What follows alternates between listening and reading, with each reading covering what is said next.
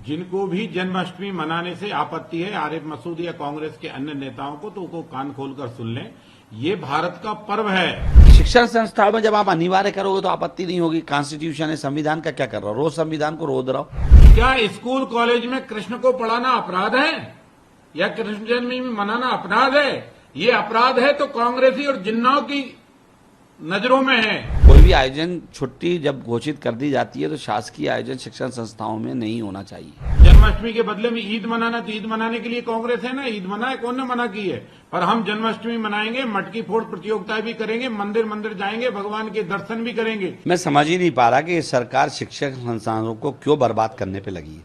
शिक्षण संस्थाएं केवल पढ़ाई के लिए, एक अच्छे एटमॉस्फेयर के लिए होती है। धार्मिक आयोजन के लिए अवकाश रहता है। सारे लोग हिंदू मुस्लिम जिसको जिस तरह मनाना होता है मनाते हैं। हमने अभी राखी, हमारी बहनें आई मानने, जन्माष्टमी के कई आयोजन में हम भी जाते हैं।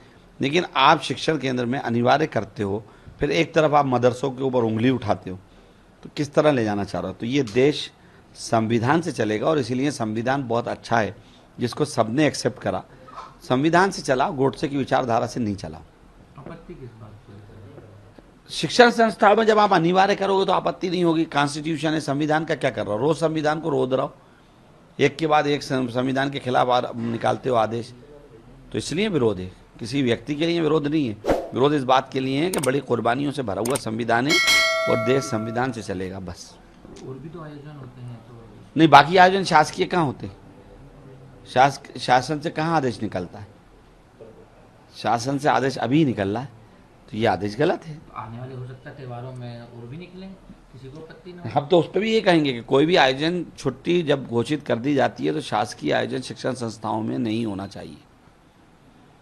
शिक्षण संस्थाएं पढ़ने का केंद्र है, वहाँ एक बहुत अच्छा वैचारिक डिस्कशन होना चाहिए और उसको उसी के लिए रखना चाहिए। भारतीय जनता पार्टी की सरकार ने, डॉक्टर मोहन यादव जी के नेतृत्व में मध्य प्रदेश सरकार ने, हमने निर्णय लिया है कि भगवान कृष्ण की जन्माष्टमी पूरा प्रदेश में धूमधाम से मनाई जाएगी।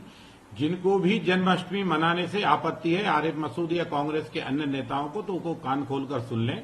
ये भारत का पर्व है। जन्माष्टमी से आपत्ति कांग्रेस को क्यों होने लगी? और जन्माष्टमी के बदले में ईद मनाना, तो ईद मनाने के लिए कांग्रेस है ना, ईद मनाए, कौन ने मना की है?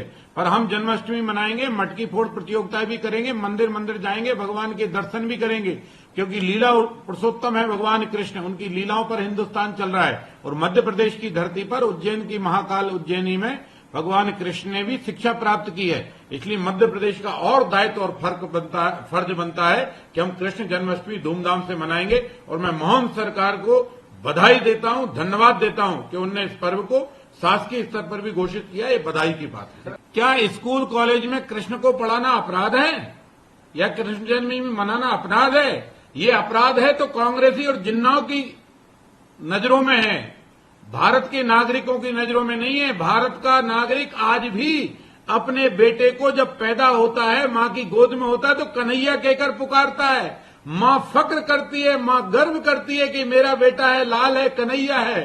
अरे दादा, कन्हैया मिल तो जाए।